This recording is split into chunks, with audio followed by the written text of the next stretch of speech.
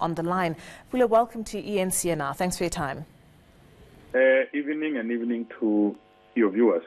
The President initially stated that the 500,000 rand was in fact payment for services rendered by his son, Andile. Explain to us what the problem, the discrepancy or the misunderstanding was in his answer in Parliament there regarding the genesis of the money. Well, from what we came to understand, having seen the statement that the President issued yesterday, is that he has become aware of certain facts to the extent that there would have been a trust set up for specific purposes going to the 2017 Nazareth conference, which would have had to coordinate issues related to leadership contest and all of that. So he became aware that that donation would have happened there, but he was not aware at the time of such, and immediately became aware.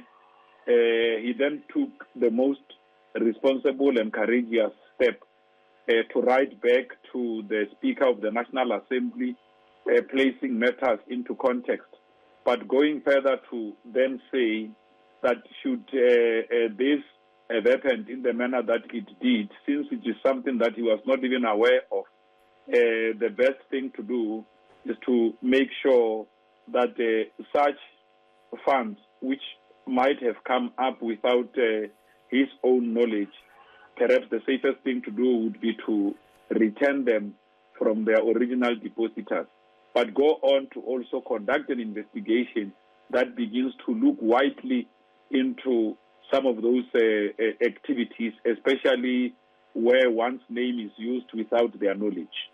So that begs two questions then. Was the money specifically for President Ramaphosa's own campaign, or was this a broad donation for the 2017 campaigning towards the ANC in general, or ANC leadership in general?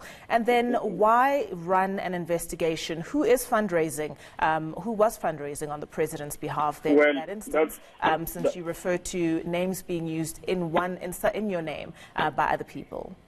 Well, that's why I am saying that. I mean, this would have been this was not necessarily an ANC matter, and I saw that there is already a statement that has been issued by people referring to themselves as a unit that would have ran a CR17 campaign. I don't think that the ANC would want to get drawn into such.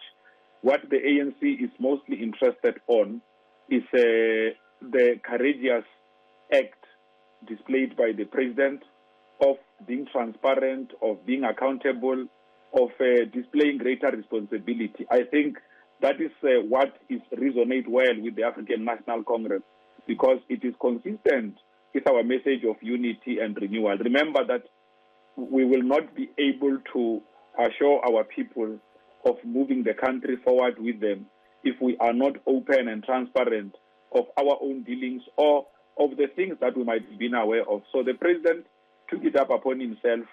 As soon as he became aware, he made the information available to the public. That alone is an act of courage.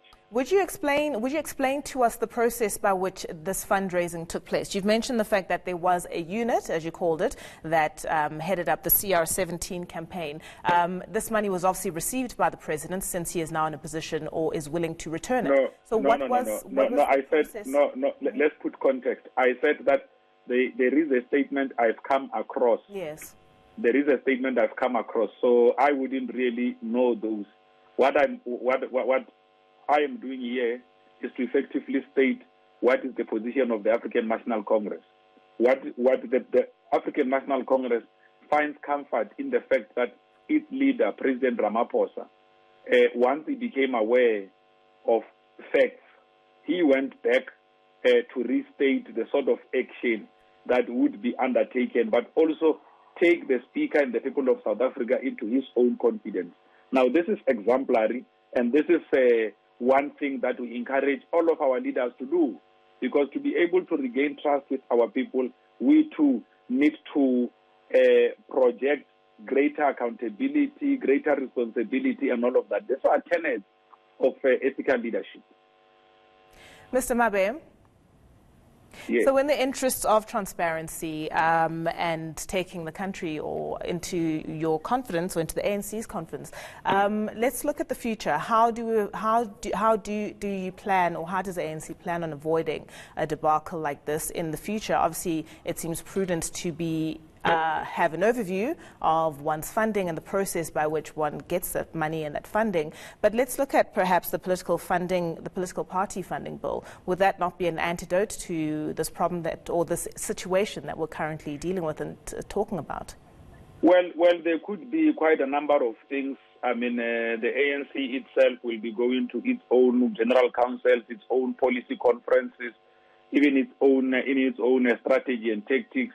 It begins to outline how internal campaigning activities for leadership would have to be undertaken in a manner that the integrity and standing of the ANC is not compromised. What we are encouraged here about is it shows greater prudence, that as soon as you are aware of an act or activity that could create different perceptions out in society, you come out and state the facts as you are aware of them. Now, that is courageous, and we will make sure that within our own organization, there are already available instruments to make sure that going forward all of these things are managed. You'd also know that once we leave conference, whether there would have been those that said, no, there is CR17 this side or there's NDZ17 this side. When you leave conference, you emerge with a leadership. After conference, you don't have CR17, you don't have NDZ. You have got the leadership of the ANC. But it is also important that going forward, campaigning for leadership in the ANC becomes an open activity, because we are no longer a banned organization. We operate in a country where democracy is alive. So it is also important that our own members can express their preference of leadership without fear or favor, and know that after conference, regardless of who one might have supported and whether the view that they held emerged or not, they still hold on to the African National Congress. Actually, openness on how we conduct our own activities or programs on the selection or how people express their preferences. Mr. Mabe, leadership. Yes. Is there currently a standing policy internally in the ANC on fundraising and how it's currently done, aside from the steps you've spoken about, looking to the future? Well, there is. Look, the Treasurer General of the African National Congress does run fundraising, but you see, side fundraising for campaigns of leadership that could be running on the side, that would not necessarily be governed by our own policies of the ANC, so because really we do outline various measures on how people go about electing leaders in the African National Congress, including holding their own branch general meetings, provincial general council, in an instance where they must be able to formulate a provincial view in that specific province. Okay. You see, but as it relates to our own internal party activities, the custodian of fundraising and the property of the ANC, as outlined in the Constitution of the African National Congress, is the Treasurer General. Thank you very much, Mr. Pule Mabe, there on the line, speaking to us about that 500,000 Rand donation to the campaign of President Cyril Ramaphosa, which he has undertaken to now return.